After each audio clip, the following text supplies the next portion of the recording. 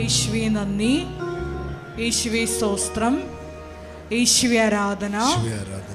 Hallelujah. ഈശോയ്ക്ക് നമുക്ക് ഹൃദയത്തിൽ നന്ദി പറയാം. ദൈവപിതാവിനാൽ ആകർഷിക്കപ്പെട്ട് പരിശുദ്ധ ദൈവമാതാവ് ജീവനോടെ പ്രത്യക്ഷപ്പെട്ട ഈ ആലയത്തിൽ ഈ സമയം നമ്മളെ ഒരുമിച്ച് കൂട്ടിയ ദൈവപിതാവിൻ്റെ സ്നേഹത്തിന് നമുക്ക് ഹൃദയത്തിൽ നന്ദി പറയാം. നമുക്കെല്ലാവർക്കും അറിയാവുന്നതുപോലെ 2004 ഡിസംബർ 7-ാം തീയതി ഉച്ചകഴിഞ്ഞ് 2:30 ഇതുപോലൊരു ആരാധന മധ്യയാണ് ദൈവമാതാവ് ഈ അൾത്താരയിൽ പ്രത്യക്ഷയായിക്കൊണ്ട് ദുരന്തം ഉണ്ടാകുവാൻ പോകുന്നു, പ്രാർത്ഥിക്കണമെന്ന വലിയ ദൈവിക സന്ദേശം കൈമാറിയത്. വിശുദ്ധ അമ്മയുടെ പ്രത്യേകമായ മധ്യസ്ഥം എത്രയും വേഗം എൻ്റെ ഈ പ്രത്യേകമായ വിഷയത്തിൽ ലഭ്യമാകണം, അനുഭവേദ്യമാകണം എന്ന് ആഗ്രഹിച്ച് പ്രാർത്ഥിക്കുന്ന ഓരോ മക്കളെയും ഈ അൾത്താരയിൽ സമർപ്പിച്ചുകൊണ്ട് ദിവ്യകാരുണ്യനാഥനെ വരവേറ്റുകൊണ്ട് നമുക്ക് ഇരുകരങ്ങളും ഉയർത്തി ശക്തമായി സ്തുതിക്കാം. ഹല്ലേലൂയ, ഹല്ലേലൂയ, മഹത്വം, മഹത്വം, ആരാധന, ആരാധന. ഹല്ലേലൂയ, ഹല്ലേലൂയ, ഹല്ലേലൂയ, മഹത്വം, മഹത്വം. ദൈവപിതാവേ നന്ദി, ദൈവപിതാവേ മഹത്വം, ദൈവപിതാവേ ആരാധന. ഹല്ലേലൂയ, ഹല്ലേലൂയ, മഹത്വം, മഹത്വം, ആരാധന, ആരാധന. Hallelujah, hallelujah. പരിശുദ്ധ പരമ ദിവ്യ കാരുണ്യത്തിന് നേരവും ആരാധനയും സ്തുതിയും പുകഴ്ചയും ഉണ്ടായിരിക്കട്ടെ. പരിശുദ്ധ പരമ ദിവ്യ കാരുണ്യത്തിന് നേരവും ആരാധനയും സ്തുതിയും പുകഴ്ചയും ഉണ്ടായിരിക്കട്ടെ. പരിശുദ്ധ പരമ ദിവ്യ കാരുണ്യത്തിന് നേരവും ആരാധനയും സ്തുതിയും പുകഴ്ചയും ഉണ്ടായിരിക്കട്ടെ. നമുക്കെല്ലാവർക്കും കൃപാസനം പ്രത്യക്ഷീകരണ മധ്യസ്ഥ പ്രാർത്ഥന ഏറ്റുചൊല്ലി പ്രാർത്ഥിക്കാം. അമ്മേ, പരിശുദ്ധ അമ്മേ, അമ്മേ, പരിശുദ്ധ അമ്മേ, ദൈവമാതാവേ, ദൈവമാതാവേ, കൃപാസനത്തിലൂടെ ഞങ്ങൾക്കും ഞങ്ങളുടെ ദേശത്തിനും അമ്മ മധ്യസ്ഥം തേടി തന്ന എല്ലാ അനുഗ്രഹങ്ങൾക്കും കൃപകൾക്കും ഞങ്ങളിപ്പോൾ ഹൃദയം നിറഞ്ഞ നന്ദി പറയുന്നു. സ്തുതിച്ചു പ്രാർത്ഥിക്കാം. Hallelujah, hallelujah. നാളിതുവരെ ഞങ്ങൾക്ക് ലഭിച്ച എല്ലാ കൃപകൾക്കും അനുഗ്രഹങ്ങൾക്കും നന്ദി പറയുന്നു. ഹല്ലേലൂയ, ഹല്ലേലൂയ, മഹത്വം, മഹത്വം. ദൈവപിതാവേ നന്ദി, ദൈവപിതാവേ മഹത്വം, ദൈവപിതാവേ ആരാധന. Hallelujah, hallelujah. കരങ്ങൾ വീശുക.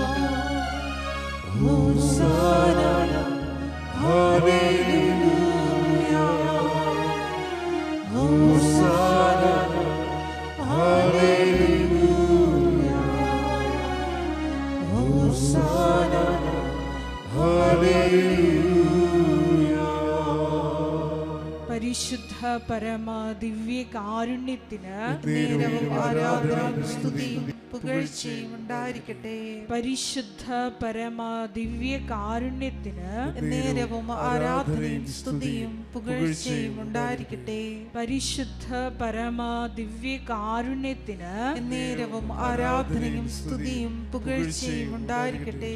അമ്മേ, പരിശുദ്ധ അമ്മേ, അമ്മേ, പരിശുദ്ധ അമ്മേ, ദൈവമാതാവേ, ദൈവമാതാവേ, 2004 ഡിസംബർ 7-ാം തീയതി 2004 ഡിസംബർ 7-ാം തീയതി ഉച്ചകഴിഞ്ഞ് 2:30 കൃപാസനത്തിൽ സംഭവിച്ച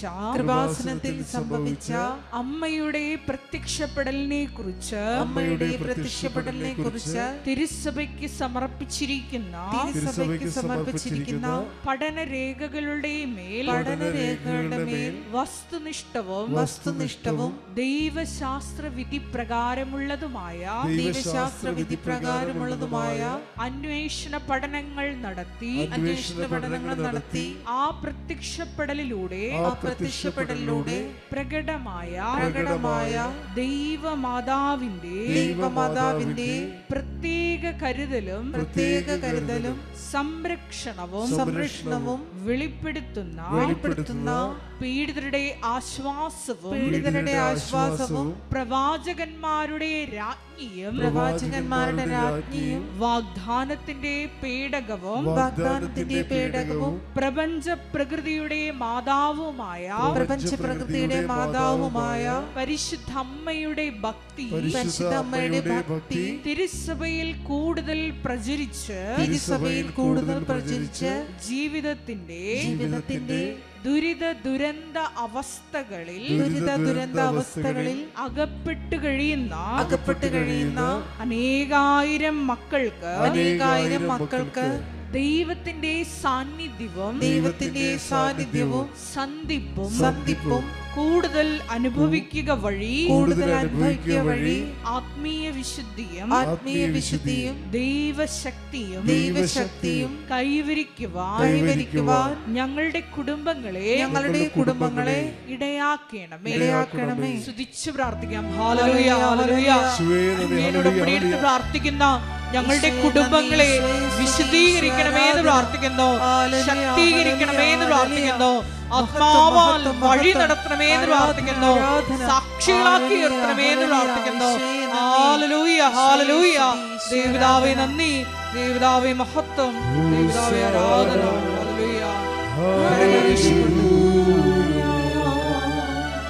ഹോസാന ഹല്ലേലൂയ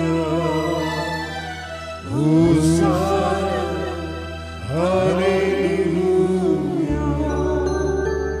ഹോസാന ഹല്ലേലൂയ. പരിശുദ്ധ പരമ ദിവ്യ കാരുണ്യത്തിന് നേരവും ആരാധനയും സ്തുതിയും പുകഴ്ചയും ഉണ്ടായിരിക്കട്ടെ. പരിശുദ്ധ പരമ ദിവ്യ കാരുണ്യത്തിന് നേരവും ആരാധനയും സ്തുതിയും പുകഴ്ചയും ഉണ്ടായിരിക്കട്ടെ. പരിശുദ്ധ പരമ ദിവ്യ കാരുണ്യത്തിന് നേരവും ആരാധനയും സ്തുതിയും പുകഴ്ചയും ഉണ്ടായിരിക്കട്ടെ. അമ്മേ പരിശുദ്ധ അമ്മേ, അമ്മേ പരിശുദ്ധ അമ്മേ, ഭൂസ്വർലോകങ്ങളുടെ രാജ്ഞിയായ അങ്ങയ്ക്ക് ഭൗമ സംരക്ഷണത്തിനായി പ്രപഞ്ച പ്രകൃതിയെ തന്നെ തിരുസഭ പ്രതിഷ്ഠിക്കുവാൻ ഈ പ്രത്യക്ഷീകരണം വഴി ഇടയാക്കണമേ. പരിശുദ്ധ അമ്മേ, ജപമാല മാതാവേ, സകല കൃപാസനം പ്രാർത്ഥനകളോടും ചേർത്ത് ഞങ്ങളിപ്പോൾ പ്രാർത്ഥിക്കുന്ന ഈ സമൂഹത്തിന്റെ പ്രത്യേക നിയോഗങ്ങളും മൗനമായിട്ട് നമ്മുടെ വ്യക്തിപരമായിട്ടുള്ള പ്രാർത്ഥനാ വിഷയങ്ങൾ കൃപാസനത്തിൽ ജീവനോടെ പ്രത്യക്ഷയായ ദൈവമാതാവിന്റെ മധ്യസ്ഥതയിൽ ദിവ്യകാരുണ്യ സന്നിധിയിൽ സമർപ്പിച്ച് നമുക്കൊരു നിമിഷം പ്രാർത്ഥിക്കാം.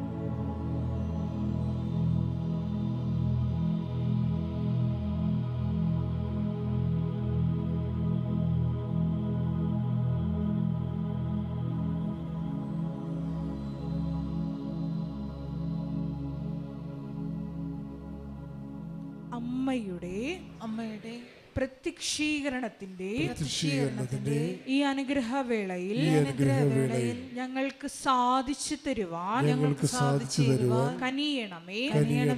ആമേൻ. സ്തുതിച്ചു പ്രാർത്ഥിക്കാം. Hallelujah, hallelujah, hallelujah. മഹത്വം, മഹത്വം, ആരാധന, ആരാധന. ഹല്ലേലൂയ. പരിശുദ്ധ അമ്മയ്ക്കും ദൈവകുമാരനും ഒരുപാട് നന്ദി പറയുന്നു. എൻ്റെ പേര് സാനി ചാക്കോ. ഞാൻ വരുന്നത് UK ലണ്ടനിൽ നിന്നാണ്. ഇതെൻ്റെ ഹസ്ബൻഡ് ടോണി സെബാസ്റ്റ്യൻ. ഇതെൻ്റെ കുഞ്ഞ് മറിയം റോസ് ടോണി. ഞാൻ ആദ്യമായിട്ട് UK പോകുന്നത് 2022 സെപ്റ്റംബറിലാണ്. സ്റ്റുഡൻറ്റ് വിസയിലാണ് പോകുന്നത്. എൻ്റെ കോഴ്സ് ഒരു വർഷത്തെ കോഴ്സായിരുന്നു. ആ കോഴ്സ് കഴിയുന്നതിൻ്റെ ലാസ്റ്റ് ടൈമിൽ എനിക്കൊരു 4 അസസ്മെൻറ്റ് സബ്മിറ്റ് ചെയ്യാനുണ്ടായിരുന്നു. അസസ്മെൻറ്റ് സബ്മിറ്റ് ചെയ്തപ്പോൾ 4 സബ്മിറ്റ് ചെയ്തപ്പോൾ റോങ് സൈറ്റിലാണ് ഞാൻ സബ്മിറ്റ് ചെയ്തു പോയത്. അപ്പോഴൊന്നും ഞാനത് അറിഞ്ഞില്ല. റിസൾട്ട് വന്നപ്പോഴും 4 സബ്ജക്റ്റിനും പാസ്സായി, 4 മൊഡ്യൂൾസിനും പാസ്സായതായിട്ടാണ് കാണിച്ചത്. 4 മൊഡ്യൂൾസിന് പാസ്സായി. പക്ഷേ ഒന്നുകൂടെ റീചെക്ക് ചെയ്തപ്പോഴാണ് എൻ്റെ സൈറ്റ് മാറിയാണ് ഞാൻ സബ്മിറ്റ് ചെയ്തത്. എങ്കിലും സബ്ജക്റ്റ് പാസ്സായിട്ടുണ്ട്. പക്ഷേ ഡിസിഷൻ വന്നപ്പോൾ ഞാൻ ഇയർ റിപ്പീറ്റ് ചെയ്യണം എന്ന് പറഞ്ഞിട്ടാണ് എനിക്ക് ഡിസിഷൻ വന്നത്. അതായത് ഞാൻ ഈ ഒരു വർഷത്തെ കോഴ്സ് അടുത്ത വർഷം ഒന്നും കൂടി ചെയ്യണം. പക്ഷേ എക്സ്ട്രാ പേയ്മെൻറ്റ് അടയ്ക്കേണ്ടത് കൊണ്ടും അല്ലാതെ ഞാൻ ഒരുപാട് കഷ്ടപ്പെട്ടാണ് അസസ്മെൻ്റൊക്കെ സബ്മിറ്റ് ചെയ്തത്. അപ്പോൾ ആ ഒരു ബുദ്ധിമുട്ട് കൊണ്ടിട്ട് എനിക്ക് രണ്ടാമത് ഇയർ റിപ്പീറ്റ് ചെയ്യാൻ വളരെ സങ്കടമായിരുന്നു. അപ്പോൾ ഞാനത് ചെയ്യുന്നില്ല. എനിക്ക് വേറെ എന്തെങ്കിലും ഒരു ഓപ്ഷൻ ഉണ്ടോ എന്നറിയാൻ വേണ്ടിയിട്ട് ഞാൻ എൻ്റെ പ്രൊഫസറുമായിട്ട് കോൺടാക്റ്റ് ചെയ്തു. അപ്പോൾ അവർ പറഞ്ഞു ഒരു ഓപ്ഷനും ഇല്ല, വേറെ ഒന്നും ചെയ്യാൻ പറ്റില്ല എന്ന് പറഞ്ഞു. അങ്ങനെയാണ് എൻ്റെ അമ്മയും ഹസ്ബൻഡ് അമ്മയും ഇവിടെ ഉടമ്പടി എടുത്തിട്ടുണ്ടായിരുന്നു. അമ്മ എന്നോട് പറഞ്ഞു ഓൺലൈനായിട്ട് ഉടമ്പടി എടുക്കുക എന്ന് പറഞ്ഞു. അങ്ങനെ ഞാൻ ഓൺലൈനായിട്ട് ഉടമ്പടി എടുത്തു. അപ്പോൾ അങ്ങനെ ഇരിക്കുക അവിടുത്തെ ഹോളിഡേ കഴിഞ്ഞ സമയത്ത് എൻ്റെ പ്രൊഫസറിൻ്റെ ഒരു മെയിൽ വന്നു, നാളെ ഒരു ഓൺലൈൻ മീറ്റിംഗ് ഉണ്ട്, ഞാനുമായിട്ട് അറ്റൻഡ് ചെയ്യാൻ പറഞ്ഞു. അങ്ങനെ എൻ്റെ കയ്യിൽ ഹസ്ബൻഡ് അമ്മ ഇവിടുന്ന് കൊടുത്തുവിട്ട വെഞ്ചരിച്ച നേർച്ച വസ്തുക്കളായ ഉപ്പ്, ഉടമ്പടി തൈലം, തേൻ ഇതൊക്കെ ഉണ്ടായിരുന്നു. അപ്പോൾ ഞാൻ ഉപ്പും ഉടമ്പടി തൈലവും ആയിട്ടാണ് ഞാൻ മീറ്റിങ്ങിൽ അവരുടെ കൂടെ ഇരുന്നത്. അവർ എന്നോട് പറഞ്ഞു ഒരു ഓപ്ഷനും ഇല്ല, ഇയർ റിപ്പീറ്റ് ചെയ്യുക, ഞങ്ങൾ വേണ്ട സപ്പോർട്ടൊക്കെ തരാം എന്നൊക്കെ എന്നോട് പറഞ്ഞപ്പോൾ ഞാൻ പറഞ്ഞു എനിക്ക് ഫിനാൻഷ്യലി ക്രൈസിസ് ഉണ്ട്, ഇനിയും ബുദ്ധിമുട്ടാണ്, എൻ്റെ ഹസ്ബൻഡും കുഞ്ഞും കൂടെയുണ്ട്, അങ്ങനെയുള്ള കുറേ കാര്യങ്ങളൊക്കെ പറഞ്ഞു നോക്കിയിട്ട് അവർ പറഞ്ഞു വേറെ ഓപ്ഷനില്ല. അവസാനം മീറ്റിംഗ് എൻഡ് ചെയ്യുന്ന ടൈമിൽ അവരെന്നോട് പറഞ്ഞു ഒരു കാര്യം ചെയ്യാം, നിനക്ക് ക്രെഡിറ്റ്സ് 160 എബവ് ഉണ്ടെങ്കിൽ 160 ക്രെഡിറ്റ്സ് കൂടുതലുണ്ടെങ്കിൽ കോഴ്സ് ഞാൻ പാസ്സാക്കി തരാം എന്നോട് പറഞ്ഞു. അങ്ങനെ ഞാൻ പറഞ്ഞു ഓക്കെ, അങ്ങനെ ഒരു ഓപ്ഷൻ ഉണ്ടെങ്കിൽ ഞാൻ അതുമായിട്ട് മുന്നോട്ട് പോകാൻ തയ്യാറാണെന്ന് പറഞ്ഞു. അങ്ങനെ അവരെന്നോട് പറഞ്ഞു അവരുടെ സീനിയറിനോട് സംസാരിച്ചിട്ട് നാളെ എനിക്ക് റിപ്ലൈ തരാമെന്ന് പറഞ്ഞു. അങ്ങനെ അവർ സംസാരിച്ചിട്ട് പിറ്റേ ദിവസം എനിക്ക് റിപ്ലൈ തന്നു, എനിക്ക് 160 എബവ് ക്രെഡിറ്റ്സ് ഉണ്ട്, സോ അതുകൊണ്ട് അവരെനിക്ക് കോഴ്സ് പാസ്സാക്കി തരാം. അത് ഞാൻ ഒപ്റ്റ് ചെയ്യുവാണെങ്കിൽ വിസയിൽ എന്തെങ്കിലും പ്രശ്നങ്ങൾ ഉണ്ടാകാൻ സാധ്യതയുണ്ടെന്ന് പറഞ്ഞു. പക്ഷേ ഏതാ പ്രശ്നം എന്നൊന്നും ഞാൻ തിരക്കിയില്ല. അപ്പോൾ എനിക്ക് സർട്ടിഫിക്കറ്റ് കിട്ടുമല്ലോ, പാസ്സാകുമല്ലോ എന്നൊരു ഉറപ്പിൻ്റെ പുറത്ത് ഞാൻ പറഞ്ഞു ഓക്കെ എനിക്ക് കുഴപ്പമില്ല, ഞാൻ മുന്നോട്ട് പോവാണ്, എനിക്ക് ക്രെഡിറ്റ്സ് ഞാൻ എടുത്തിട്ട് അത് വെച്ച് എനിക്ക് പാസ്സായാൽ മതി എന്ന് പറഞ്ഞിട്ട് ഞാൻ അഡോപ്റ്റ് ചെയ്തു. അങ്ങനെ അവരെനിക്ക് ക്രെഡിറ്റ്സ് വെച്ചിട്ട് എൻ്റെ സർട്ടിഫിക്കറ്റ് ഇഷ്യൂ ചെയ്തു. ആ ഒരു ഉറപ്പിൻ്റെ പുറത്ത് ഞാൻ എൻ്റെ ഫീസ് ബാലൻസ് 5 ലക്ഷം രൂപയോളം ഉണ്ടായിരുന്നു, അത് ഞാൻ ഫീസും അടച്ചു. ഈ കാര്യങ്ങളും ചെയ്ത് കഴിഞ്ഞിട്ട് 2 ദിവസം കഴിയുമ്പോൾ എനിക്ക് യൂണിവേഴ്സിറ്റിയിൽ നിന്ന് മെയിൽ വരുവാണ്, എൻ്റെ വിസ അവർ ക്യാൻസൽ ചെയ്തു. ഞാൻ ക്രെഡിറ്റ്സ് ഒപ്റ്റ് ചെയ്തതുകൊണ്ട് വിസ ക്യാൻസൽ ചെയ്തു, അതുകൊണ്ട് എനിക്ക് PSW സ്റ്റേ ബാക്കിന് അപ്ലൈ ചെയ്യാൻ പറ്റില്ല. കോഴ്സ് കംപ്ലീറ്റ് ചെയ്ത് സർട്ടിഫിക്കറ്റ് വാങ്ങിച്ച് ഞാൻ തിരിച്ച് ഇന്ത്യയിലേക്ക് വരണം എന്ന് പറഞ്ഞിട്ട് എനിക്ക് മെയിൽ വന്നു. അങ്ങനെ മെയിൽ വന്നപ്പോഴത്തേക്കും വേറൊരു ഓപ്ഷൻ എൻ്റെ മുന്നിലില്ല. അതുകൊണ്ട് ഞാൻ വേറെ വർക്ക് വിസ എടുക്കാമെന്ന് വെച്ചു. അങ്ങനെ ഞാൻ വർക്ക് വിസ എടുത്തു. അതിന് ഏകദേശം 12.5 ലക്ഷം രൂപ കൊടുത്താണ് ഞാൻ അടുത്ത വിസ എടുക്കുന്നത്. അപ്പോഴും എനിക്ക് ഫിനാൻഷ്യലി കുറേ ബുദ്ധിമുട്ടുണ്ടായിരുന്നെങ്കിലും മാതാവിൻ്റെ അനുഗ്രഹത്താൽ പൈസ എല്ലാം നമുക്ക് റെഡിയായി ആ ഒരു ടൈമിൽ കിട്ടി. അങ്ങനെ പൈസ കൊടുത്ത് നമ്മൾ COS കിട്ടിയിട്ട് ഞങ്ങൾ വിസയ്ക്ക് അപ്ലൈ ചെയ്ത ടൈമിൽ മാർച്ച് 11-ാം തീയതി അവിടുത്തെ റൂൾ ചേഞ്ച് ആവുകയാണ്, ഡിപ്പെൻഡൻറ്റിന് വിസ അലൗഡ് അല്ല എന്ന് പറഞ്ഞിട്ട്. അങ്ങനെ ഞങ്ങൾ അതിന് മുമ്പ് തന്നെ വിസയ്ക്ക് അപ്ലൈ ചെയ്തു. അപ്പോൾ എനിക്കൊരു കോൺഫിഡൻസ് ഉണ്ടായിരുന്നു, എൻ്റെ ഒരു മെറിറ്റിൽ ഞാൻ വിശ്വസിച്ചു. കാരണം എനിക്ക് സർട്ടിഫിക്കറ്റ് കിട്ടിയല്ലോ, യൂണിവേഴ്സിറ്റിയുടെ സൈഡിൽ നിന്നെല്ലാം ചെയ്തു, അതുകൊണ്ട് തന്നെ വിസ കിട്ടും എന്നെനിക്കൊരു ഉറപ്പുണ്ടായിരുന്നു. അങ്ങനെ വിസയ്ക്ക് അപ്ലൈ ചെയ്തിട്ട് അതുവരെ ഒരു അപ്ഡേറ്റ്സും കിട്ടിയില്ല. ഞാൻ അന്ന് സോളിസിറ്റർ വഴി, അതായത് അഡ്വക്കേറ്റ് വഴിയാണ് ഞാൻ ചെയ്തത്. അപ്പോൾ അതിനുശേഷം ഒരു 60 ദിവസത്തിനുള്ളിൽ എനിക്ക് റിപ്ലൈ തന്നു, എൻ്റെ വിസ റിജക്റ്റ് ചെയ്തു എന്ന് പറഞ്ഞിട്ട്. അത് എനിക്ക് ഒരിക്കലും ഒരു രീതിയിലും ഞാൻ വിചാരിച്ചില്ല. കാര്യം സർട്ടിഫിക്കറ്റ് കയ്യിലുള്ളത് കൊണ്ട് യൂണിവേഴ്സിറ്റിയുടെ ഭാഗത്തുനിന്ന് വേറെ ബുദ്ധിമുട്ടുകളൊന്നും ഉണ്ടാവില്ല, അതുകൊണ്ട് വിസ തരാനായിട്ട് UKVAക്ക് വേറെ പ്രശ്നങ്ങളൊന്നും ഇല്ല എന്നാണ് ഞാൻ വിചാരിച്ചത്. പക്ഷേ അങ്ങനെ അല്ലായിരുന്നു, അവർ വിസ റിജക്റ്റ് ചെയ്തു. അതിനുള്ള റീസൺ അവർ പറഞ്ഞത് ഞാൻ കോഴ്സ് കംപ്ലീറ്റ് ചെയ്തില്ല എന്നാണ് പറഞ്ഞത്. യൂണിവേഴ്സിറ്റിയിൽ നിന്ന് അങ്ങനെ ഒരു ഇൻഫർമേഷനാണ് അവർക്ക് കിട്ടിയതെന്നും അതിൽ മെൻഷൻ ചെയ്തു. അങ്ങനെ വേറൊരു ഓപ്ഷൻ എൻ്റെ മുന്നിലില്ല. ഞാൻ സോളിസിറ്ററിനെ പോയി കണ്ടപ്പോൾ അദ്ദേഹം പറഞ്ഞു ഇനി വേറെ ഓപ്ഷനൊന്നുമില്ല, നിങ്ങൾക്ക് ഫീ വേവർ എന്നൊരു ഓപ്ഷൻ, അതായത് ഒരു ആപ്ലിക്കേഷൻ നമുക്ക് തൽക്കാലം ഇടാം, അതിന് റിപ്ലൈ വരുമ്പോൾ വേറെ എന്താണെന്ന് വെച്ചാൽ ഫർദർ നമുക്ക് ചെയ്യാം, അല്ലെങ്കിൽ നിങ്ങൾക്ക് അപ്പീലിന് പോകാം എന്നാണ് പറഞ്ഞത്. അപ്പീലിന് പോകണമെങ്കിൽ 2 ലക്ഷം രൂപയുടെ ചിലവുണ്ട്, ഒരുറപ്പുമില്ല നമുക്ക് വിസ കിട്ടുമോ ഇല്ലയോ എന്നുള്ളതിനൊരു ഉറപ്പുമില്ല. അങ്ങനെ ഞങ്ങൾ ഫീ വേവർ ഇട്ടു. അപ്പോൾ ആ ടൈമിൽ ഞങ്ങൾ ജോലി ചെയ്യുന്നുണ്ടായിരുന്നു. എൻ്റെ visa already university visa expire ആയി. പക്ഷേ എന്നാലും നമുക്ക് ആപ്ലിക്കേഷൻ ഇട്ടത് കൊണ്ടിട്ട് ജോലി ചെയ്യാൻ പറ്റുന്നുണ്ടായിരുന്നു. സാധാരണ ആപ്ലിക്കേഷൻ്റെ അവർ ഒരു 4 to 5 months അവർ റെസ്പോണ്ട് ചെയ്യേണ്ടതാണ്. പക്ഷേ 9 months വരെ ഞങ്ങൾക്കത് റെസ്പോണ്ട് ചെയ്തിട്ടുണ്ടായിരുന്നില്ല. അതുകൊണ്ട് തന്നെ നമുക്ക് ജോലി ചെയ്യുന്നതിന് ബുദ്ധിമുട്ടൊന്നും വന്നില്ല. ആ ഒരു ടൈമിൽ വിസ റിജക്ഷനായി. ഇനി എന്ത് ചെയ്യുമെന്ന് അറിയത്തില്ല. ആരെയും കണ്ടിട്ട് ഒരു പോസിറ്റീവായിട്ടുള്ള ഒരു കാര്യം ആരും പറഞ്ഞില്ല. അങ്ങനെ ഇരിക്കുമ്പോഴാണ് ഞാൻ പിന്നെ ഉടമ്പടിയിൽ കൂടുതൽ ശക്തമായിട്ട് പ്രാർത്ഥിക്കാനും ഉടമ്പടി നിബന്ധനകളൊക്കെ കൂടുതൽ തീക്ഷ്ണതയോടുകൂടെ ചെയ്യാനും തുടങ്ങി. കറക്റ്റ് ടൈമിന് എഴുന്നേറ്റ് പ്രാർത്ഥിച്ചു. വ്യഞ്ചരിച്ച വസ്തുക്കൾ ഉപയോഗിക്കാൻ തുടങ്ങി. രാവിലെ അതുപോലെ എല്ലാ ദിവസവും മുടങ്ങാതെ പള്ളിയിൽ കഴിയുന്ന ദിവസങ്ങൾ, ജോലിയില്ലാത്ത ദിവസങ്ങളിൽ ഞങ്ങൾ പള്ളിയിൽ പോകും. ഞായറാഴ്ച ദിവസം സ്പെഷ്യൽ ഓഫ് റിക്വസ്റ്റ് കൊടുത്ത് ഞങ്ങൾ പള്ളിയിൽ പോകാൻ തുടങ്ങി. ആഴ്ചയിലൊരു ദിവസം ഉപവസിക്കാൻ തുടങ്ങി. അത് പിന്നെ 2 ദിവസമായിട്ട് ഉപവാസം തുടങ്ങി. പിന്നെ ഇവിടെ കാരുണ്യ പ്രവർത്തികളായിട്ട് നമ്മളെ കൊണ്ട് ഫിനാൻഷ്യലി ബുദ്ധിമുട്ടുണ്ട്, എന്നാൽ പോലും എല്ലാ മാസവും നമുക്ക് ഇവിടെ സ്കൂളിൽ നമ്മൾ ഫിനാൻഷ്യലി ഹെൽപ്പ് ചെയ്യുന്നുണ്ടായിരുന്നു. അതുപോലെ എൻ്റെ ബ്രദർ എനിക്ക് അവിടേക്ക് ഞാൻ ഇംഗ്ലീഷ് പത്രം കൊറിയർ അയച്ച് ഞാൻ അവിടെ പ്രേക്ഷിത പ്രവർത്തനം ചെയ്തു. ഞാൻ മോളെ ഹോസ്പിറ്റലിൽ കൊണ്ടുവന്ന് കാണിക്കുന്ന ടൈമിൽ അവിടുത്തെ ഡോക്ടേഴ്സിന് ഞാൻ അവിടെ കയറിയിട്ട് ചോദിക്കും, ഞാനൊരു പത്രം തന്നോട്ടെ എന്ന് ചോദിച്ചാൽ അവരെ അങ്ങനെ ആരും എന്നോട് വേണ്ടാന്ന് പറഞ്ഞിട്ടില്ല. എന്തുകൊണ്ടാണെന്ന് അറിയത്തില്ല. സാധാരണ അങ്ങനെയൊക്കെ പോയാൽ അങ്ങനെ പത്രം കൊടുക്കാൻ പറ്റുമെന്നും എനിക്കറിയത്തില്ല. പക്ഷേ അങ്ങനെ പത്രം ഞാൻ കൊണ്ട് അവിടുത്തെ ഡോക്ടേഴ്സിന് കൊടുത്തു, അവിടുത്തെ രോഗികൾക്ക് കൊടുത്തു. പിന്നെ അവിടുത്തെ ചർച്ചിൽ പോകുമ്പോൾ ഞാൻ അവിടെ കൊടുക്കും. വഴികളിലൊക്കെ പോകുന്ന വഴിക്ക്, ഞാൻ ജോലിക്ക് പോകുന്ന വഴിക്ക് എൻ്റെ ഒരു 5-10 പത്രം ഞാൻ കയ്യിലെടുത്തിരിക്കും. ട്രെയിനിലോ പുറത്തോ എവിടെയെങ്കിലും കാണുന്നവർക്ക് ഞാൻ കൊടുക്കും. എന്നെ ഒരുപാട് പേര് കളിയാക്കിയിട്ടുണ്ട്. എൻ്റെ കൂടെയുള്ള ഫ്രണ്ട്സ് പോലും എന്നെ കളിയാക്കിയിട്ടുണ്ട്. നീ ഇതിവിടെ കൊണ്ടുവന്ന് കൊടുത്താൽ മാതാവ് ഇതെല്ലാം കാണാൻ പോവാണോ എന്നൊക്കെ ചോദിച്ച് എന്നെ കളിയാക്കിയിട്ടുണ്ട്. പക്ഷേ ഞാൻ അവിടെ പത്രം കൊണ്ട് കൊടുത്തു. അങ്ങനെ ഇരിക്കുമ്പോഴാണ് എൻ്റെ ഒരു ഫ്രണ്ട് പറയുന്നത്, എന്താണെങ്കിലും വിസ റിജക്ഷൻ വന്നല്ലോ, COS എൻ്റെ, അതായത് വിസയ്ക്ക് ഞാൻ അപ്ലൈ ചെയ്യേണ്ട ഒരു പേപ്പറുണ്ട്, നമ്മുടെ എംപ്ലോയർ തരുന്നതാണ്, അതിൻ്റെ കയ്യിൽ ഇരിപ്പുണ്ടല്ലോ, ഒന്നും കൂടി അപ്ലൈ ചെയ്ത് നോക്കി, എന്തായാലും ഇത്ര ആയില്ലേ, സ്വന്തം റിസ്കിൽ ഒന്നും കൂടി അപ്ലൈ ചെയ്യാമെന്ന് പറഞ്ഞിട്ട് ഞങ്ങളുടെ ഒരു കോമൺ ഫ്രണ്ട് അവൻ ഹെൽപ്പ് ചെയ്ത് ഞങ്ങൾ ഒന്നും കൂടി ആപ്ലിക്കേഷൻ ഇട്ടു. ഒരു സോളിസിറ്റിൻ്റെ, ഒരു വക്കീലിൻ്റെ ഹെൽപ്പ് ഇല്ലാതെ ആർക്കും ഒന്നിനും പോയില്ല. നമ്മൾ തന്നെ നമ്മുടെ ഓൺ റിസ്കിൽ ആപ്ലിക്കേഷൻ ഇട്ടു. ആപ്ലിക്കേഷൻ ഇട്ടപ്പോൾ മാർച്ച് 11-ാം തീയതി റൂളൊക്കെ മാറി. എന്നിട്ടും നമ്മൾ ആപ്ലിക്കേഷൻ കിട്ടത്തില്ല, കിട്ടാനൊരു സാധ്യതയില്ല. ഇനിയിപ്പോൾ ഇൻ കേസ് കിട്ടിയാൽ എനിക്ക് കിട്ടാനേ സാധ്യതയുള്ളൂ. ഹസ്ബൻഡും മോക്കും എന്താണെങ്കിലും കിട്ടത്തില്ല. കാര്യം ഡിപ്പെൻഡൻറ്റ് വിസ അവിടെ അലൗഡ് അല്ലാതാക്കി. മാർച്ച് 11 കഴിഞ്ഞിട്ട് മെയ്യിലാണ് ഞങ്ങൾക്ക് അതിൻ്റെ റിപ്ലൈ വന്നത്, ആദ്യത്തെ വിസ റിജക്ഷൻ ആയെന്നുള്ളത്. അപ്പോൾ എന്താണെങ്കിലും റൂളും മാറി. എന്നാലും എന്നിരിക്കലും നമ്മൾ എല്ലാം വെച്ചിട്ട് യൂണിവേഴ്സിറ്റിയിൽ നിന്ന് എനിക്ക് സർട്ടിഫിക്കറ്റ് കിട്ടിയെന്നും ഞാൻ ഫീസൊന്നും പെൻഡിങ് ഇല്ല, എല്ലാം അടച്ചു, കുഞ്ഞ് പഠിക്കുകയാണ് ഇവിടെ, അങ്ങനെയൊക്കെ കുറേ റീസൺസ് വെച്ചിട്ട് മെയിൽ അയച്ചു. വിസ ആപ്ലിക്കേഷൻ ഇട്ടു. പക്ഷേ ഞാൻ ആ വിസയെക്കുറിച്ച് ഒട്ടും ബോധേഡായിരുന്നില്ല. ഞാൻ എൻ്റെ ഉടമ്പടിയിൽ കണ്ടിന്യൂ ചെയ്തു. ഞങ്ങൾ രണ്ടുപേരും ഉടമ്പടിയിൽ കണ്ടിന്യൂ ചെയ്തു. കൂടുതൽ ബൈബിൾ വായിക്കാൻ തുടങ്ങി. ഒരു ദിവസം പോലും മുടക്കമില്ലാതെ അച്ഛൻ്റെ ഉടമ്പടി ധ്യാനം കൂടി. എല്ലാ ദിവസവും രാവിലെ പ്രാർത്ഥിക്കുമായിരുന്നു. ആ ഒരു ടൈമിലാണ് ഡെയിലി ബ്രെഡ് സ്റ്റാർട്ട് ചെയ്യുന്നത്. ഡെയിലി ബ്രെഡ് ഒരു തവണ പോലും മുടങ്ങാതെ ഞങ്ങൾ ഡെയിലി ബ്രെഡ് കൂടി. ആദ്യം വിസ വെച്ചപ്പോൾ വിസയ്ക്ക് ആപ്ലിക്കേഷൻ ഇട്ടപ്പോൾ എനിക്ക് കറക്റ്റായിട്ട് അപ്ഡേറ്റ്സ് ഒന്നും അങ്ങനെ കിട്ടുന്നുണ്ടായിരുന്നില്ല. രണ്ടാമത് വിസയ്ക്ക് ആപ്ലിക്കേഷൻ ഇട്ടപ്പോൾ എനിക്ക് അപ്ഡേറ്റ്സ് വരുന്നുണ്ടായിരുന്നു, നിങ്ങളുടെ വിസ കൺസിഡർ ചെയ്യുന്നുണ്ട് എന്നൊക്കെ പറഞ്ഞിട്ട് എനിക്ക് ആപ്ലിക്കേഷൻ ഇട്ടപ്പോഴത്തേക്കും അപ്ഡേറ്റ്സ് വരുന്നുണ്ടായിരുന്നു. അങ്ങനെ ആദ്യത്തെ വിസ ഇട്ട് ഒരു 60 ദിവസത്തിനുള്ളിൽ റിപ്ലൈ വന്നെങ്കിൽ ഇതിട്ടൊരു 4 മാസമായിട്ട് എനിക്ക് ഇങ്ങനെ അപ്ഡേറ്റ്സ് കിട്ടുന്നുണ്ടെന്നല്ലാതെ അതിനൊരു ഡിസിഷൻ കിട്ടുന്നുണ്ടായിരുന്നില്ല. അപ്പോഴാണ് ഇവിടെ ഡിസംബർ 23-ാം തീയതി അച്ഛൻ രാവിലെ ഡെയിലി ബ്രെഡിൻ്റെ ടൈമിൽ പറഞ്ഞു, അച്ഛൻ്റെ ജീവിതത്തിലെ ഏറ്റവും ഇമ്പോർട്ടൻ്റ് ആയിട്ടുള്ളൊരു ഡേറ്റാണ് 23. അച്ഛന് പട്ടം കിട്ടിയത് 23-ലാണ്. അപ്പോൾ അച്ഛൻ്റെ 39-ാമത്തെ വാർഷികമായിരുന്നു.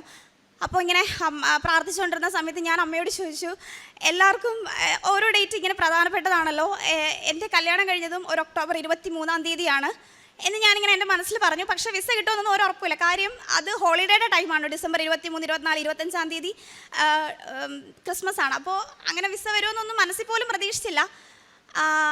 അങ്ങനെ ഇരിക്കുമ്പോൾ ഡിസംബർ 23-ാം തീയതി 10 മണിയായപ്പോൾ എനിക്ക് ഹോം ഓഫീസിൽ നിന്ന് മെയിൽ വന്നു, വിസ അപ്രൂവ് ആയി എന്ന് പറഞ്ഞിട്ട്. പക്ഷേ എനിക്ക് വിശ്വസിക്കാൻ പറ്റില്ല. കാര്യം ഒരു മെറിറ്റും ഇല്ല. എൻ്റെ മെറിറ്റ് കൊണ്ടേ അല്ല. ആദ്യം ഞാൻ വിശ്വസിച്ചു എനിക്ക് സർട്ടിഫിക്കറ്റ് കിട്ടിക്കഴിഞ്ഞ് കഴിഞ്ഞാൽ എനിക്ക് വിസ കിട്ടും, വിസ ഗ്രാൻഡ് ആവും എന്ന് എനിക്ക് ഒരു കോൺഫിഡൻസ് ഉണ്ടായിരുന്നു. അത് റിജക്ഷൻ വന്നു കഴിഞ്ഞപ്പോൾ എനിക്ക് മനസ്സിലായി കിട്ടാൻ ഒരു വഴിയില്ല, ഒരു ലൂപ്ഹോളും ഇല്ലായിരുന്നു അതിനകത്ത്. പക്ഷേ ലാസ്റ്റ് എൻ്റെ മെറിറ്റ് കൊണ്ടല്ല, നോട്ട് ബൈ മൈ മെറിറ്റ്, എൻ്റെ മാതാവിൻ്റെ അനുഗ്രഹം കൊണ്ടാണ്, ഈ മാതാവിൻ്റെ ഗ്രേസ് കൊണ്ട് ഒന്നുകൊണ്ട് മാത്രമാണ് എനിക്ക് ആ വിസ കിട്ടിയതെന്ന് ഞങ്ങൾ രണ്ടുപേരും, ഞങ്ങളുടെ കുടുംബം മുഴുവനും, എൻ്റെ ഫ്രണ്ട് സർക്കിളിലുള്ള എല്ലാവർക്കും അറിയാം. ഞങ്ങളെല്ലാവരും വിശ്വസിക്കുന്നു അമ്മയുടെ കൃപ ഒന്നുകൊണ്ട് മാത്രമാണ് ഞങ്ങൾക്ക് വിസ കിട്ടിയതെന്ന്. പിന്നെ കാരുണ്യ പ്രവർത്തികളായിട്ട് ഞാൻ ചെയ്യുന്നത്, ഞങ്ങൾ പറഞ്ഞ പോലെ ഇതുപോലെ ഫിനാൻഷ്യലി ബുദ്ധിമുട്ടായിട്ടുള്ളവരെ ഹെൽപ്പ് ചെയ്യുമായിരുന്നു. അത് ഉണ്ടായിട്ടല്ല, പക്ഷേ നമുക്ക് കിട്ടുന്ന സാലറിയിൽ നിന്ന് ഒരു എമൗണ്ട് നമ്മൾ ഹെൽപ്പ് ചെയ്യും. അതുപോലെ പത്രം ഞാനിങ്ങനെ പ്രേക്ഷിത പ്രവർത്തനം, ഇവിടുന്ന് പത്രം അവിടേക്ക് കൊറിയർ ചെയ്തിട്ട് നമ്മൾ പത്രം കൊടുക്കുന്നുണ്ടായിരുന്നു അവിടെ ഉള്ളവർക്കൊക്കെ. പിന്നെ നമ്മൾ പള്ളിയിൽ പോവായിരുന്നു. പിന്നെ എൻ്റെ ഫ്രണ്ട്സിനൊക്കെ ഞാൻ ഇതുപോലെ, ഫ്രണ്ട്സിന് മാത്രമല്ല സോഷ്യൽ മീഡിയ ഫുള്ള് അച്ഛൻ്റെ ഡെയിലി ബ്രെഡും അതുപോലെ ധ്യാനവും കൂടുമായിരുന്നു. എന്നെ ഒരുപാട് ഹെൽപ്പ് ചെയ്ത ഒരു വചനമാണ്, നിൻ്റെ ദൈവമായ കർത്താവ് വിജയം നൽകുന്ന യോദ്ധാവ് നിൻ്റെ മധ്യയുണ്ട്. പിന്നെ വേറൊരു കാര്യം പറയാൻ മറന്നുപോയത്, ഞങ്ങൾ വിസ കിട്ടിക്കഴിഞ്ഞിട്ട് അവിടെ നിന്ന് വന്ന ടൈമിൽ ഒരു കാര്യം ഞങ്ങൾ രണ്ടുപേരുടെ ഡിസൈഡ് ചെയ്തിട്ടുണ്ടായിരുന്നു. ഇവിടെ ഫസ്റ്റ് എത്ര താമസിച്ചാലും എത്ര ഇതാണെങ്കിലും ഞങ്ങൾ ഇവിടെ വന്നിട്ടേ ഞങ്ങളുടെ വീട്ടിൽ പോലും പോകത്തുള്ളൂ, ആരെയും കാണുള്ളൂ എന്നത്. അതുപോലെ തന്നെ ഞങ്ങൾ എയർപോർട്ടിൽ രാത്രി 9 മണിക്ക്, ഏപ്രിൽ 2-ാം തീയതി 9 മണിക്കാണ് ഇമിഗ്രേഷനൊക്കെ ഇറങ്ങി പുറത്ത് വന്നത്. ഇവിടെ രാത്രി 1 മണിയായപ്പോൾ ഞങ്ങളിവിടെ കൃപാസനത്തിൽ വന്നു. അവിടെ സെക്യൂരിറ്റി ഉണ്ടായിരുന്നു. ആ ചേട്ടൻ നമുക്ക് ഗേറ്റ് തുറന്നു തന്നു. ഫ്രണ്ടിൽ സ്റ്റേജിൻ്റെ അവിടെ നിന്ന് അമ്മയെ കണ്ട് പ്രാർത്ഥിച്ചിട്ടാണ് ഞങ്ങൾ തിരിച്ച് വീട്ടിലേക്ക് പോയത്. ഇത്രയൊക്കെ അനുഗ്രഹം തന്ന അമ്മയ്ക്കും തിരുക്കുമാരനും ഒരുപാട് നന്ദി പറയുന്നു. ജീവിതത്തിൽ വന്ന മാറ്റങ്ങൾ, നല്ല ദേഷ്യമുള്ള ആളായിരുന്നു. എല്ലാത്തിനും എല്ലാവരോടും റെസ്പോണ്ട് ചെയ്യണം, എല്ലാവരോടും റിയാക്ട് ചെയ്യണം, തരുന്ന മറുപടിക്ക് തിരിച്ചു കൊടുക്കണം എന്നൊരിതുണ്ടായിരുന്നു. ഇപ്പോൾ അത് ഒരുപാട് കുറവുണ്ട്. പിന്നെ മറ്റുള്ളവരോടാണെങ്കിലും ചില സമയത്ത് ഒട്ടും കരുണയില്ലാത്ത പോലൊക്കെ അടുത്ത് നിൽക്കുന്നവർക്കൊക്കെ ഫീൽ ചെയ്യും. പക്ഷേ അതിൽ നിന്നൊക്കെ ഒരുപാട് മാറ്റം ഉണ്ടായിട്ടുണ്ട്. വർക്ക് ചെയ്യുന്ന കൊളീഗ്സിനോടാണെങ്കിലും നേരത്തെ നന്നായിട്ട് എല്ലാവരോടും ഷൗട്ട് ചെയ്യുകയൊക്കെ ചെയ്യായിരുന്നു. ഇപ്പോൾ അതൊക്കെ ഒരുപാട് മാറ്റമുണ്ട്. ഞാൻ കഴിവതും ആരോടും ദേഷ്യപ്പെടാറോ ഒന്നുമില്ല. ദൈവകുമാരനും ഈശോയ്ക്കും കോടാനുകൂടി നന്ദി. എൻ്റെ പേര് ജോസ്മി സെബാസ്റ്റ്യൻ. ഞാൻ കാസർഗോഡ് ജില്ലയിലെ കാഞ്ഞിരടക്കം ഇടവയിൽ നിന്ന് വരുന്നു. ഞാൻ ആദ്യമായി ഉടമ്പടി എടുത്തത് 2022 ഡിസംബർ 6-ാം തീയതിയാണ്. ഞാൻ ഉടമ്പടി എടുത്തത്, ഞാൻ ഇളയ കുഞ്ഞിനെ ഫീഡ് ചെയ്തുകൊണ്ടിരുന്ന സമയത്ത് എനിക്ക് നൈറ്റ് ഡ്യൂട്ടിക്ക് പോകാൻ പ്രശ്നമുണ്ടായിരുന്നു. അവൻ ഫീഡ് ചെയ്യാതെ ഉറങ്ങത്തില്ലായിരുന്നു. അപ്പോൾ ഞാനൊരു ഡേ ടൈം ഡ്യൂട്ടിക്ക് വേണ്ടി ആഗ്രഹിച്ചു. അങ്ങനെ അതിൻ്റെ ഫലമായിട്ട് എനിക്ക് CHSCയിൽ ഡേ ടൈം ഡ്യൂട്ടി തന്ന് മാതാവ് അനുഗ്രഹിച്ചു. അവിടെ ഒത്തിരിയേറെ റെക്കമെൻഡേഷൻസ് ഉള്ള കുട്ടികൾ അപ്ലൈ ചെയ്തിട്ടുണ്ടായിരുന്നു. എന്നിട്ടും ഞാൻ മാതാവിൻ്റെ ഉപ്പും കാശുരവും ഒക്കെ കൊണ്ടാണ് ഇൻ്റർവ്യൂ അറ്റൻഡ് ചെയ്യാൻ പോയതിന്. അതിനാൽ തന്നെ എനിക്ക് മാതാവ് പെട്ടെന്ന് തന്നെ എന്നെ അവിടുന്ന് സെലക്ട് ആക്കുകയും ജോലി നൽകി അനുഗ്രഹിക്കുകയും ചെയ്തു. പിന്നീട് ഒരു പ്രത്യേക സാഹചര്യത്തിൽ, എനിക്ക് വിദേശത്ത് പോകാൻ ഇഷ്ടമില്ലാതിരുന്ന ആളാണ്, എങ്കിലും ഒരു പ്രത്യേക സാഹചര്യത്തിൽ സാമ്പത്തികമായ തടസ്സം വന്നപ്പോൾ പെട്ടെന്ന് തന്നെ വിദേശത്ത് പോകാൻ ആഗ്രഹിക്കുകയും പെട്ടെന്ന് സൗദിയുടെ ഒരു ഇൻ്റർവ്യൂ വരികയും അത് പാസ്സാകാൻ വേണ്ടി ഞാനിവിടെ നിയോഗം വെച്ച് പ്രാർത്ഥിച്ചിരുന്നു. അപ്പോൾ ഒത്തിരി എക്സ്പീരിയൻസ് ഗ്യാപ്പ് ഉണ്ടായിരുന്നു എനിക്ക്. അത് കിട്ടുമെന്ന് വിചാരിച്ചതല്ല, എങ്കിലും ആ എക്സ്പീരിയൻസ് ഗ്യാപ്പോടുകൂടി തന്നെ ഞാൻ വിസ പ്രോസസ്സിങ്ങിനെല്ലാം അപ്ലൈ ചെയ്തു. എൻ്റെ പ്രോസസ്സിങ് പെട്ടെന്ന് തന്നെ കംപ്ലീറ്റ് ആവുകയും 3 മാസത്തിനുള്ളിൽ എനിക്ക് വിസ വരികയും പെട്ടെന്ന് തന്നെ അവിടെ ഡ്യൂട്ടിയിൽ പ്രവേശിക്കാൻ സാധിക്കുകയും ചെയ്തു. എല്ലാവർക്കും അറിയുന്നത് പോലെ സൗദി പ്രോമെട്രിക് ഒരു ടഫുള്ള എക്സാമാണ്. കുറേ പേര് ഫെയിലാവുന്നതാണ്. ഞാനാണെങ്കിൽ ഒന്നും പഠിക്കാതെയാണ് പോയിട്ട് എക്സാം എഴുതിയത്. ഇവിടെ ഉടമ്പടി എടുത്തത് മാത്രമേ എനിക്കുണ്ടായിരുന്നുള്ളൂ. ആകെയുള്ള മുതൽക്കൂട്ടൽ ജസ്റ്റ് ക്ലാസ് അറ്റൻഡ് ചെയ്തു. പക്ഷേ ഒന്നും പ്രിപ്പയർ ചെയ്യാൻ പറ്റിയില്ല. പ്രത്യേകിച്ച് 2 പിള്ളേരുണ്ട്, അവരെ നോക്കുന്നതിൻ്റെ ഇടയ്ക്ക് എനിക്കൊന്നും പഠിക്കാൻ പറ്റിയില്ല. മാതാവിൻ്റെ ഉപ്പും കാശുരൂപവും കൊണ്ടാണ് ഞാൻ എക്സാം ഹാളിലേക്ക് പ്രവേശിച്ചത്. കാശുരൂപം ജപമാലയിലും കയ്യിലും പിടിച്ചിരുന്നു. എക്സാം സെൻറ്ററിൽ കാശുരൂപം കയറ്റാൻ പറ്റില്ലെങ്കിലും അവരത് കണ്ടില്ല. ക്രോസ് ചെക്ക് ചെയ്തെങ്കിലും അവരത് കണ്ടില്ല. അതുകൊണ്ട് തന്നെ എനിക്ക് നല്ല 70% മാർക്കോടുകൂടി എക്സാം പാസ്സായി വിദേശത്ത് ജോലിയിൽ പ്രവേശിക്കാൻ സാധിച്ചു. പിന്നീട് അവിടെ ചെന്നപ്പോൾ, ഞാനിവിടെ ഡയാലിസിസ് നഴ്സായിട്ടാണ് വർക്ക് ചെയ്തത്. അവിടെ ചെന്നപ്പോൾ എനിക്ക് കിട്ടിയത് ഓപ്പറേഷൻ തിയേറ്ററിലാണ്. അതിൻ്റെ ഒരു ഡ്യൂട്ടി സ്ട്രെസ് നന്നായിട്ടുണ്ടായിരുന്നു. അവിടെ നിന്ന് ഇട്ടിട്ട് പോരണമെന്നൊക്കെ എനിക്ക് തോന്നി. പക്ഷേ മാതാവിൻ്റെ ഉടമ്പടിയിൽ ഉള്ള പ്രാർത്ഥന എന്നെ അവിടെ നല്ല രീതിയിൽ ഡ്യൂട്ടി ചെയ്ത് മുന്നോട്ട് പോകാൻ ഇപ്പോൾ സഹായിച്ചു. പിന്നെ എൻ്റെ പേപ്പർ വർക്കുകളൊക്കെ അവിടെ ചെന്നപ്പം പാസ്പോർട്ട് റിന്യൂ ചെയ്യാനുണ്ടായിരുന്നു. അത് റിന്യൂ ചെയ്യാൻ കൊടുത്തിട്ട് കിട്ടുന്നില്ലായിരുന്നു. അപ്പോൾ ഞാൻ മാതാവിനോട് പ്രാർത്ഥിച്ചുകൊണ്ടിരുന്നു. അതിൻ്റെ ഫലമായിട്ട് പെട്ടെന്ന് തന്നെ പാസ്പോർട്ട് റിന്യൂ ആയി കിട്ടി. പിന്നെ ഞങ്ങളുടെ ഹെഡ് നേഴ്സാണെങ്കിൽ ഒരു നോൺ സൗദീസിനെ ഇഷ്ടമില്ലാത്തൊരു ഹെഡ് നേഴ്സായിരുന്നു. അപ്പോൾ ഞാൻ ഹെഡ് നേഴ്സിൻ്റെ ഒരു ദിവസം നൈറ്റ് ഡ്യൂട്ടിയിൽ ഹെഡ് നേഴ്സിൻ്റെ ഓഫീസിൽ ഇവിടുത്തെ വെളുപ്പിനെ അച്ഛൻ്റെ ഉള്ള 5:30 ഉള്ള പ്രാർത്ഥന അവിടെ ഓഫീസിൽ തൈലം തൊട്ട് കുരിശ് വരച്ച് പ്രാർത്ഥിച്ചപ്പോൾ 3 ദിവസത്തിനുള്ളിൽ ആ ഹെഡ് നേഴ്സ് ചേഞ്ചായി. നേരത്തെ ഉണ്ടായിരുന്ന ഹെഡ് നേഴ്സാണെങ്കിൽ ആനുവൽ വെക്കേഷനും പിന്നെ അങ്ങനെ നമ്മൾ എന്ത് കാര്യം ചോദിച്ചാലും നമ്മൾ നോൺ സൗദീസിനെ നെഗ്ലക്റ്റ് ചെയ്യുന്ന ഒരു ഹെഡ് നേഴ്സായിരുന്നു. പക്ഷേ ഇപ്പം ഞാൻ ഡയറക്റ്റ് എയർപോർട്ടിൽ നിന്നാണ് ഇങ്ങോട്ട് വന്നേക്കുന്നത്. എനിക്ക് പെട്ടെന്ന് തന്നെ അടുത്ത ഹെഡ് നേഴ്സ് കയറി ആനുവൽ വെക്കേഷൻ കിട്ടുകയും പെട്ടെന്ന് എൻ്റെ ടിക്കറ്റും വിസയും എല്ലാം കംപ്ലീറ്റ് ആക്കി പെട്ടെന്ന് ആനുവൽ വെക്കേഷൻ കംപ്ലീറ്റ് ആക്കി ഇവിടെ എത്താൻ എനിക്ക് സാധിച്ചു. അടുത്തത് എൻ്റെ അമ്മയുടെ സാക്ഷ്യമാണ്.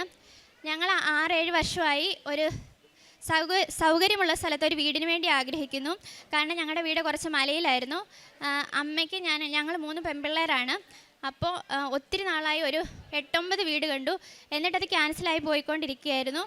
ഓരോ തടസ്സം വന്ന് അത് ക്യാൻസലാകുകയായിരുന്നു. ലാസ്റ്റ് ഫൈനലി ഞങ്ങൾ ചെറിയൊരു വീടിന് വേണ്ടി ആഗ്രഹിച്ചെങ്കിലും ഇത് പള്ളിയുടെ അടുത്ത് നല്ലൊരു സൗകര്യത്തിൽ 2100 സ്ക്വയർ ഫീറ്റ് ഉള്ളൊരു നല്ല വീട് മിതമായ വിലയിൽ നൽകി മാതാവ് അനുഗ്രഹിച്ചു. മാതാവും ഈശോയും ചെയ്ത എല്ലാ അനുഗ്രഹങ്ങൾക്കും കോടാനുകോടി നന്ദി.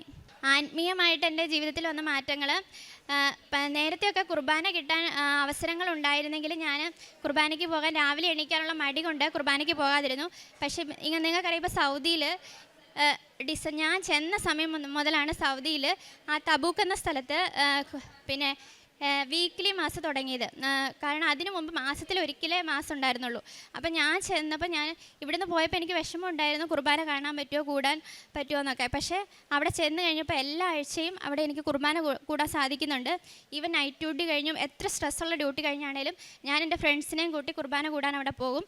പിന്നെ കാരുണ്യ പ്രവൃത്തികളായിട്ട് ചെയ്യുന്ന പള്ളി, അവിടെ സുവിശേഷം സൗദി എന്ന ദേശത്ത് രഹസ്യമായാണ് കുർബാന അർപ്പിക്കുന്നത്. അപ്പോൾ അവിടെ മാക്സിമം ആളുകളെ പള്ളിയിൽ കൊണ്ടുപോകാനും പിന്നെ കാരുണ്യ പ്രവൃത്തികളായിട്ട് എപ്പോഴും എൻ്റെ സാലറിയിൽ ഒരു ഭാഗം ഞാൻ ഇവിടെ ഒന്നെങ്കിൽ നാട്ടിലേക്ക് അയച്ചു കൊടുക്കും, അല്ലെങ്കിൽ ഇവിടെ വൃദ്ധസദനത്തിലോ സ്നേഹാലയം, ഞങ്ങളുടെ വീടിൻ്റെ അടുത്തൊരു സ്നേഹാലയം എന്ന് പറഞ്ഞുകൊണ്ട് അവിടെ കൊണ്ടു കൊടുക്കും. പിന്നെ ഡ്യൂട്ടി സമയത്ത് ഒത്തിരി തിരക്കുണ്ടായിരുന്ന സമയത്ത് മറ്റുള്ളവരെ ഹെൽപ്പ് ചെയ്യാനും പിന്നെ പേഷ്യൻസിനെ ആ ഒരു രീതിയിൽ കെയർ കൊടുക്കാനും എല്ലാം എനിക്ക് സാധിക്കുന്നു. പിന്നെ ബൈബിൾ വായിക്കാൻ എനിക്ക് നേരത്തെ മടിയുണ്ടായിരുന്നു. ഇപ്പം അതിലും കൂടുതൽ ഇമ്പ്രൂവ് ആയിട്ട് ബൈബിൾ വായിക്കാൻ സാധിക്കുന്നു. ദൈവഭക്തിയിലും ദൈവതീഷ്ണതയിലും ജപമാല കൂടുതൽ ചെല്ലാൻ എന്നെ സഹായിച്ചിട്ടുണ്ട് ഉടമ്പടി. മാതാവ് തന്ന എല്ലാ അനുഗ്രഹങ്ങൾക്കും 1000 നന്ദി.